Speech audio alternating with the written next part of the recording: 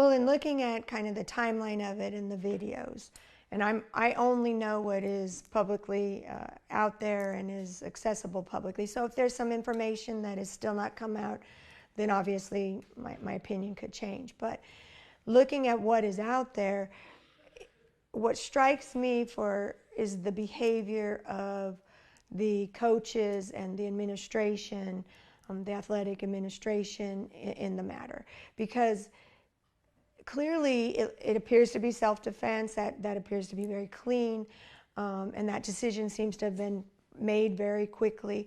But at the time the investigation is going on, there are still other pieces that are going on. Who else can be charged? What else is happening? Who all is involved? So when the coaches do not give the state police access to those possible witnesses, the players, and instead take them in a bus and get them out of town, it not only hinders the investigation, it could tamper with some of the evidence. It just depends on how it plays out.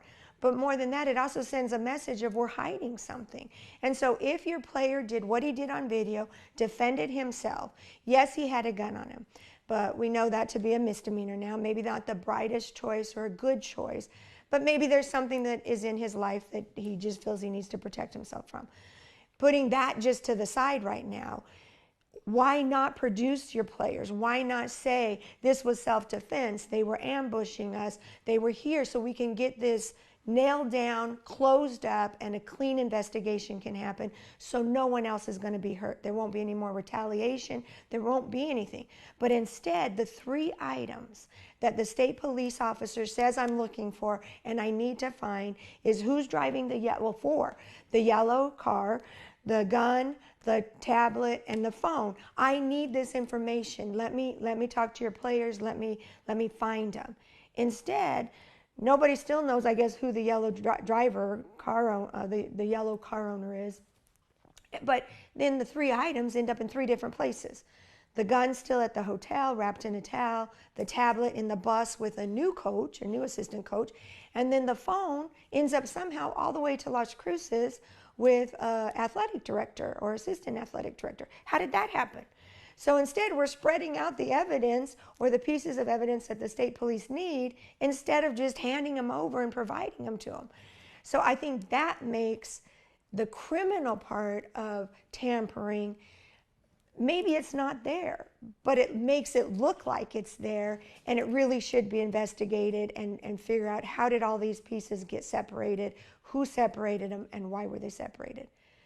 And then civilly, if you look at what the parents are looking at or the other basketball players or the students are looking at is why are our adults who are standing in as parents in a sense for our students and are supposed to be watching out for their health, their safety, their well-being, instead they're covering things with the police. The one coach says, well, I'm not going to let you talk to our student athletes, to our players, until I talk to an attorney.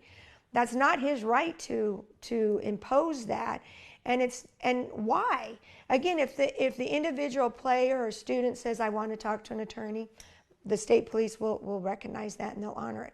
But instead, then they shuffle these students out of town to the point that now the bus has to be stopped by law enforcement. What are the other students thinking? Is the gun on this bus? What's happening on this bus? Why is state police pulling us over? That can't be a good comfort feeling for the other students, the bus driver.